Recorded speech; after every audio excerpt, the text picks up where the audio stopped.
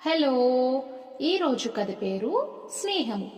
అనగనగా ఒకరోజు ఇద్దరు స్నేహితులు వేసవి సెలవులకు పట్టణంలో ఉన్న వారి బంధువుల ఇంటికి వెళుతున్నారు. అది అడవి మార్గం. దారిలో వారికి ఒక ఎలుగుబంటు కనబడింది. దానిని చూసి ఇద్దరు స్నేహితులు పరిగెత్తుకుంటూ ఒక చెట్టు వద్దకు చేరారు. ఒకడు చెట్టు పైకి ఎక్కాడు. రెండో వానికి చెట్టు ఎక్కడం రావడం లేదు. పోనీ మిత్రుడైనా సహాయం చేస్తాడేమో అనుకుంటే వాడు ముందే చెట్టుపైకి ఎక్కి కూర్చున్నాడు. రెండో వాడు వెంటనే ఒక ఉపాయం ఆలోచించి చచ్చిన వాడిలా ఆ చెట్టు క్రిందే పడుకున్నాడు. ఇంతలో ఎలుగుబంటు రానే వచ్చింది. శవంలా పడుకున్న వానిని వాసన చూసి చచ్చిన శవమని ఎలుగుబంటి వెళ్ళిపోయింది.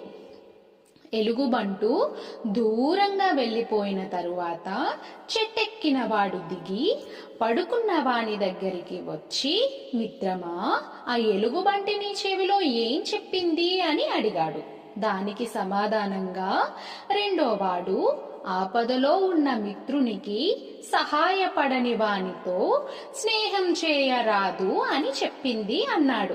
అది విన్న మిత్రుడు సిగ్గుతో తలదించుకున్నాడు. ఈ కథలో నీతి ఏంటంటే, ఆపదలో ఆదుకున్నవాడే నిజమైన మిత్రుడు. ఈ కథ మీకు నచ్చిందో లేదో కామెంట్ చేయండి.